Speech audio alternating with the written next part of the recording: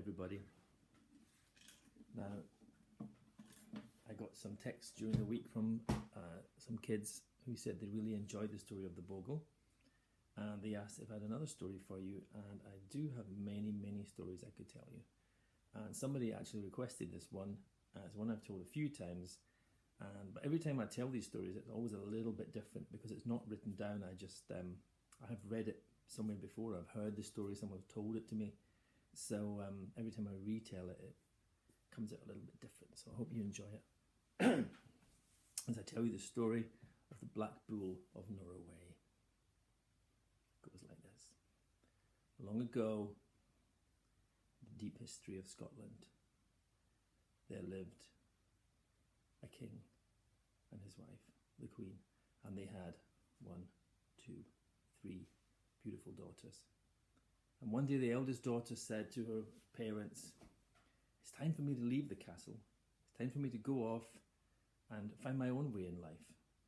Meet a prince, get married, and live in my own castle in another part of the kingdom."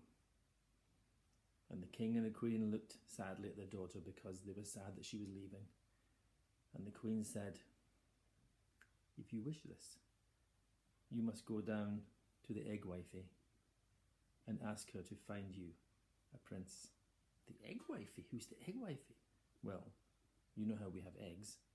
Yes, the Egg Wifey, she keeps the chickens. She provides the castle with eggs. Leave the castle gate and go down the pathway to the woods, and there you will see a small cottage. Inside is the Egg Wifey. She will help you. So the princess packed her bags and she went down, all the way down to the house, and there was the small cottage. The princess cautiously went up. She knocked on the door. The door was opened, and there was a small, wizened old lady looking up at the princess. "Yes?" And the princess said, "Are you the Egg Wifey?" And the old woman said, "Maybe I am. Maybe I'm not." And the princess said, "Well, are you?" "Yes, come in." And the princess followed her into a small, tiny house. She'd never been in such a small house before because she lived her whole life in the castle with her parents. And she was about to explain why she was there when the Egg Wifey turned around and said, "I know why you're here. You seek a prince." "Well, yes, I'm looking for a prince. I thought maybe you'd be able to give me some tips or advice on how to find a prince." "If it's a prince you seek, you need do no more than go out the back door of the cottage. Look to the left, look to the right, look to the left again, and there you will see your prince." "But you mean I'm going to go off with my prince today?" "Yes, today you leave with your prince." So a little bit timidly, she went to the back door and opened it. She looked to the left, she looked to the right, she looked to the left again, and there coming down the road was a coach and 4 beautiful white horses, and sitting in the back, standing in the back like this, was the coolest prince she'd ever seen in her whole life, riding along like this in his coach. And he pulled up outside the back of the cottage, and he looked down at the princess. "Hi, princess." And she was like, "Hello, prince." And he gave out his hand, and the princess climbed up into the carriage, and she sat down, and the prince gave a crack of his whip towards the horses, and they shot off into the future to have their own adventure. Off they went. The prince was still like this as he rode off down the road. And she was gone. And they had their own adventures, which are not actually in this story. They had a very happy life. Well, some time passed, and as happens in all good fairy tales, the second princess said to her mother, "It's time for me to leave." And I think you can guess what happened. The queen said, "Go down to the Egg Wifey, knock on the door." So down she went. She knocked on the door. The door opened. There was a little old wizened there. "Yes?" "Are you the Egg Wifey?" What did she say? "Maybe I am, maybe I'm not." "Are you?" "Yes, come in, come in." She went in and she was about to explain why she was there, but the Egg Wifey, she knew. "You seek a prince? Go to the back door, you'll look to the left, look to the right, look to the left, you'll see your prince coming.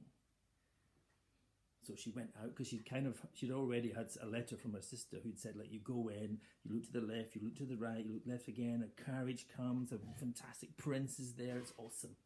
So she went out, she looked to the left, looked to the right, looked back again. Of course, there it came, 6 horses this time, a handsome prince in the back, like, he comes down, pulls up, outside the back of the cottage. And she's standing there like this, and then the prince was, hey, princess, hey, prince, and he leant down and pulled her gently up into the carriage, and off they sped into the sunset, like in all good fairy tales. And they lived happily ever after. They're not the main part of the story. I think, most fairy tales, there's always a third one. And with the third person, it's always a little bit different, isn't it? That's the main part of the story. So some time passed, and the third daughter, she knew what happened to the other two. They'd both written to her. It was time for her to go and visit the Egg Wifey. So down she went. She knocked on the door. The door opened. Yes! And she said, I know you're the Egg Wifey. I'm not going to ask you because I know what you're going to say. I know you're it. Please, can I come in? Yes. So they went inside. And she said, and I know you already know why I'm here. It's about the prince. And I know I'm supposed to go to the back door, right? And look outside. And before the Egg Wifey could say anything, she ran to the back door. And she looked to the left. She looked to the right. She looked to the left again. And there was nothing. No coach, no horses. And then she heard it. Something pounding, something getting closer and closer. And she saw a giant bull coming towards her. That's like a male cow, really big with horns, coming towards her, pounding down the road. And the bull pulled up and stopped outside the back of the house and looked at her. And the princess turned and looked back inside to the Egg Wifey and said, I think there's been a mistake here. Like, where's my prince? Well, this is the prince that you seek, said the Egg Wifey. And she looked. And the bull turned to her and said, I am the Black Bull of Norroway. And she said, the Black Bull of Norroway? Yes, that's what I said. I am the Black Bull, and I come from Norroway. Climb on my back, we must leave. Climb on your back? I'm not going to climb up. So reluctantly she climbed up onto the bull's back, and off they went, charging down the road. After a while, the princess began to get a little bit hungry, and she said to the bull, I'm getting a little bit hungry, can we stop? No, there's no time to stop. Reach into my left ear. There you will find food. In your ear? I'm not eating something out your ear, it's gross. Reach inside, it'll be okay. So she reached in, and there was a package, and inside there was a type of food that was delicious. After a while, she got a little bit thirsty. Bull, I'm a little bit thirsty. Can we stop maybe by a stream or something? Look in my other ear. And she said, something in your ear, I guess. I can drink it. Yes, it will be safe for you.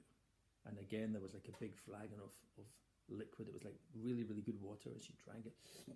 She felt good. And then she began to feel quite safe on the bull. She knew she wasn't in danger, but it was pretty weird. She wasn't sure what was going to happen next. That evening, they rode up to a huge castle. There were soldiers outside, guards standing with big spikes that they were holding in their hands. And she thought, for sure they're going to stop us. We're not going to be able to go into this castle. She was amazed. When they got there, the guards opened to the side, and they were able to ride right through and into the courtyard of the castle. And the bull said, this castle belongs to my oldest brother. You must go in. You will be taken care of for the whole night. You'll have food, drink. You'll be able to wash. There's a comfortable bed for you. They will be kind to you. I will go to the stable. I will see you again in the morning. And in she went, and they welcomed her with open arms and big smiles. And she sat at the table, and she had something to eat and drink. And she washed, and she went to bed, and she had a good dream that night. And the next day when she got up, she was ready to leave after breakfast. And the bull's older brother came over, and he gave her in his hand an apple, and he said, this is no ordinary apple. Only use this apple in a time of great need when you must use it.